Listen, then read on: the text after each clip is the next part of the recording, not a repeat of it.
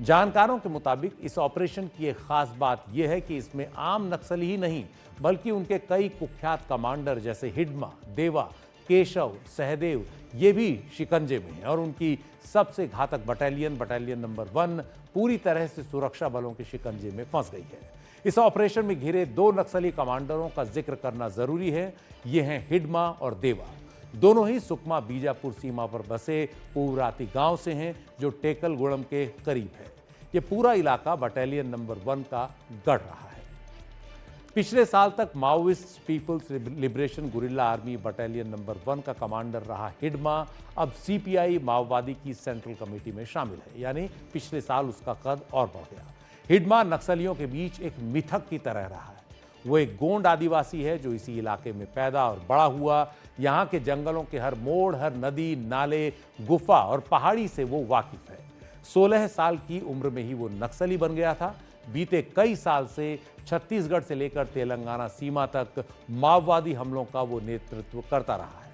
उसकी बटालियन दक्षिण बस्तर, बीजापुर, सुकमा और दंतेवाड़ा में सक्रिय है। ये वो इलाके हैं जो सालों से माओवादियों और सुरक्षा बलों के बीच संघर्ष का केंद्र बने हुए हैं।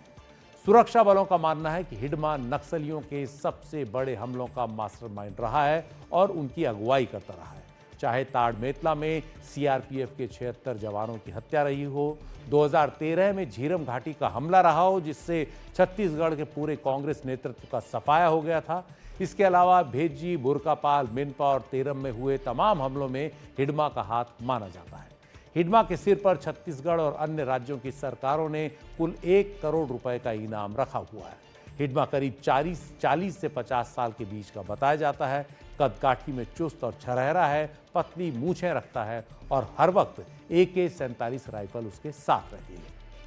उसके कई उपनाम भी बताए जाते हैं। फाइलों में कहीं उसका पहला नाम मांडवी लिखा है तो कहीं मातमी, लेकिन पुलिस के लोग उसे हिडमा के नाम से ही जानते हैं। काफ़ी शातिर रहा हिडमा, टेक्नोलॉजी की भी समझ रखता है। सीपीआई माओवादी की सेंट्रल कमेटी के बाकी सदस्यों से भी ज़्यादा वो चर्चा में रहता है।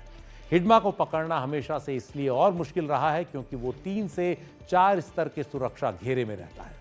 सबसे बाहरी स्तर को जैसे ही सुरक्षा बलों की भनक लगती है वो उनसे भिड़ जाते हैं और हिडमा सुरक्षित भाग निकलता है। सुकमा, बीजापुर और दंतेवाड़ा में फोन नेटवर्क काम नहीं करता, सिर्फ ह्यूमन इंटेलिजेंस ही काम करती है। और अभी तक जब भी हिडमा के बारे में कोई जानकारी मिलती रही तो जब तक सुरक्षा बल वहां पहुंचे तब तक वो कहीं और निकल चुका होता था। लेकिन इस बार वो चारों ओर से घिरा हुआ है। अगर सुरक्षा बल हिडमा को मार गिराते हैं या गिरफ्तार कर लेते हैं तो बस्तर में माओवादियों के सबसे खास रणनीतिक कमांडर का खात्मा हो जाएगा। हिडमा के पकड़े जाने से बस्तर के उन आदिवासियों का हौसला टूट जाएगा जो नक्सलवाद की राह चल चुकी है। हिडमा के खात्मे से बस्तर में नक्सलवाद की कमर टूट जाएगी। हिडमा के साथ एक और नक्सली कमांडर सुरक्षा घेरे में फंसा हुआ है। उसका नाम है देवा उर्फ बरसे सुक्का। पिछले साल देवा भी हिडमा की तरह इसका बटालियन नंबर 1 का हेड बना। हिडमा की तरह वो भी गोंड आदिवासी है और उसी के पूवराती गांव से ताल्लुक रखता है। हिडमा नक्सलियों की जिस बटालियन नंबर 1 का नेतृत्व करता था उसका जिम्मा देवा को पिछले साल सौंपा गया। देवा दरभा डिवीजन कमेटी का सचिव भी रहा। सुरक्षा बलों पर हुए कई हमलों में वो हिडमा का साथी रहा और उसने सुरक्षा बलों को काफी नुकसान पहुंचाया है। छत्तीसगढ़ में माओवादियों के अधिकतर बड़े नेता सेंट्रल कमेटी से लेकर दंडकारण्य स्पेशल जोनल कमेटी तक तेलंगाना से हैं, लेकिन हमलों में हिस्सा लेने वाले अधिकतर माओवादी गुरिल्ला छत्तीसगढ़ के स्थानीय आदिवासी हैं। कई बार उनके बीच मतभेदों की बातें भी सामने आती हैं। हालांकि अब हिडमा सीपीआई माओवादी की सेंट्रल कमेटी में शामिल हो चुका है। देखना यह है कि यह ऑपरेशन नक्सलियों पर नकेल कसने में कितना बड़ा मील का पत्थर अब साबित होता है। गृहमंत्री अमित शाह ने 31 मार्च 2026 तक देश से नक्सलियों का सफाया करने का लक्ष्य रखा है।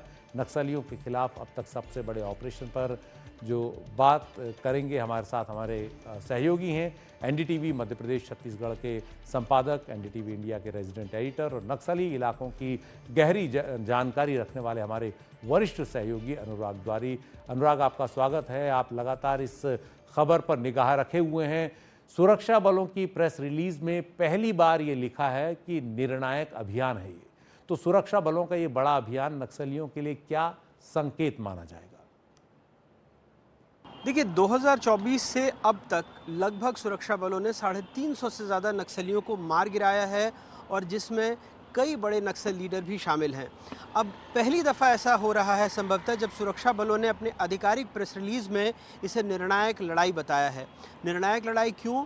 क्योंकि यहाँ जिन लोगों को घेरा गया है उसमें हिडमा हो, देवा हो या विकास जैसे बड़े नक्सली नेता जो बस्तर की धरती से ही निकले हैं, ऐसे नेता वहाँ पर घिर चुके हैं। जो तादाद है वो सैकड़ों में बताई जा रही है। एक जो आंकड़ा आया है वो लगभग 500 से ज़्यादा नक्सलियों का है जिन्हें 10,000 से ज़्यादा सुरक्षा बलों ने घेर रखा है। छत्तीसगढ़, तेलंगाना और महाराष्ट्र की सीमा पर चाहे पुजारी कांकेर हो, चाहे करैगुट्टा हो, चाहे नाडपल्ली हो, ये सारे इलाकों के बीच में ये जो जगह में इनको घेरा गया है, घेराबंदी की गई है, तो अब सुरक्षा बलों के लिए भी वापस लौटने का विकल्प नहीं है। ताबड़तोड़ हमला हो रहा है और 3 अभी तक जो वर्दीधारी नक्सलियों के शव बरामद हुए थे, तीनों महिलाएं थीं और कहीं न कहीं